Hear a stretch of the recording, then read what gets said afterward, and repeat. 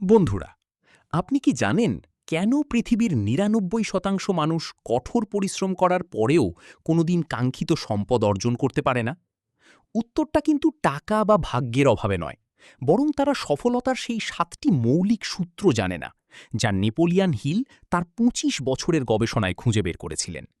আজ আমরা স্রেফ বইয়ের সামারি নিয়ে কথা বলবো না, আমরা জানব সেই ৭টি পাওয়ারফুল লেসন, যা আপনার চিন্তার জগৎকে বদলে দিতে পারে। চলুন শুরু করি। ২. লেসন ১, অদম্য ইচ্ছা বা বার্নিং ডিজায়ার। সফলতার প্রথম ধাপ হলো আপনার স্বপ্নকে একটি নেশায় পরিণত করা। শুধু আমি চাই বললে হবে না, বরং যে কোনো মূল্যে এটা আমার চাইই চাই, এই জেদ থাকতে হবে।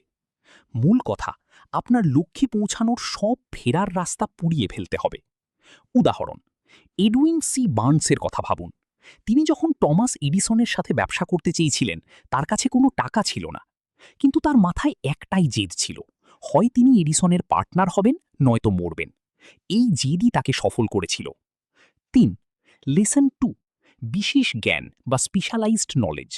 সাধারণ জ্ঞান দিয়ে কেউ কোটিপতি হতে পারে না, আপনাকে আপনার ফিল্ডের মাস্টার হতে হবে। মূল কথা, আপনি কি জানেন তার চেয়ে বড় কথা হলো আপনি আপনার জানাশোনাকে কিভাবে কাজে লাগাচ্ছেন। উদাহরণ, হেনরি ফোর্ড কিন্তু খুব শিক্ষিত ছিলেন না, কিন্তু তার কাছে এমন স্পেশালাইজড নলেজ এবং বিশেষজ্ঞ টিম ছিল যারা জানত কিভাবে একটি শক্তিশালী ইঞ্জিন তৈরি করতে হয়। ৪. লেসন ৩, অটো সাজেশন, ২টা ১৫ থেকে ৩টা। আপনার অবচেতন মন বা সাবকনশাস মাইন্ড হল একটি উর্বর জমি, সেখানে আপনি যে চিন্তা বপন করবেন তাই বড় হবে।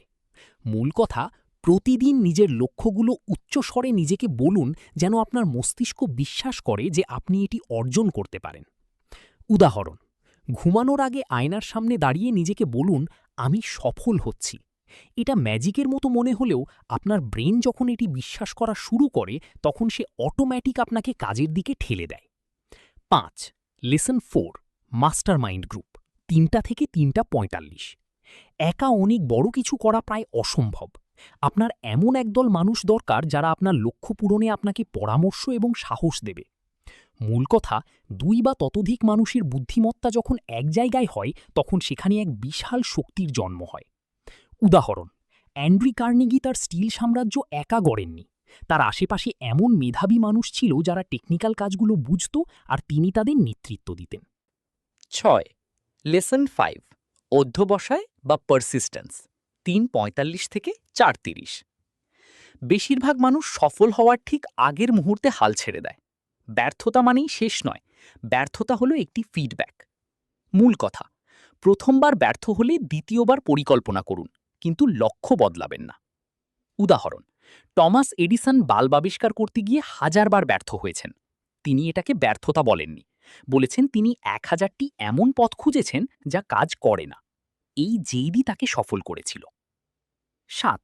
লেসন ৬, কল্পনা শক্তি বা ইম্যাজিনেশন, ৪:৩০ থেকে ৫:১৫। পৃথিবীতে যা কিছু তৈরি হয়েছে তা প্রথমে কারো না কারো মাথায় কল্পনা হিসেবে এসেছিল। কল্পনাই হলো আপনার আগামীর রিয়ালিটি। মূল কথা, আপনার ভবিষ্যৎ নিজের চোখে আগে থেকে কল্পনা করতে শিখুন। উদাহরণ, আপনি যখন একটি অ্যাপ বা কোম্পানি গড়ার কথা চিন্তা করেন, সেটা প্রথমে আপনার মগজে জন্ম নেয়, এরপর কাজ শুরু হয়। ৮. লেসন ৭, ষষ্ঠ ইন্দ্রিয় বা দ্য সিক্সথ সেন্স, ৫:১৫ থেকে ৫:৪৫। এটি হলো আপনার ভেতরের সেই আওয়াজ বা ইনটিউশন। যখন আপনি ওপরের ৬টি লেসনে মাস্টার হয়ে যাবেন, তখন আপনার ভেতর থেকে এক অদ্ভুত গাইডেন্স পাবেন। মূল কথা, মনের স্থিরতা আপনাকে সঠিক সময়ে সঠিক সিদ্ধান্ত নিতে সাহায্য করবে। উদাহরণ, বড় ব্যবসায়ীরা অনেক সময় লজিকের বাইরে গিয়ে স্রেফ তাদের গাট ফিলিং বা ষষ্ঠ ইন্দ্রিয় ব্যবহার করে বড় সিদ্ধান্ত নেন এবং সফল হন। ৯. সমাপনী, সবচাইতে গুরুত্বপূর্ণ কোনটি? বন্ধুরা, এই ৭টি লেসনের মধ্যে কোনটি সবচেয়ে গুরুত্বপূর্ণ জানেন? সেটি হল পারসিস্টেন্স বা অধ্যবসায়। কারণ আপনার অদম্য ইচ্ছা আর কল্পনা যতই থাকুক না কেন, হাল ছেড়ে দিলে সব শেষ। আজই নিচের কমেন্টে জানান এই ৭টি অভ্যাসের মধ্যে কোনটি আপনি আজ থেকে শুরু করতে যাচ্ছেন। ভিডিওটি ভালো লাগলে লাইক দিন এবং এই ধরনের পাওয়ারফুল কন্টেন্ট পেতে সাবস্ক্রাইব করে রাখুন। দেখা হচ্ছে পরের ভিডিওতে।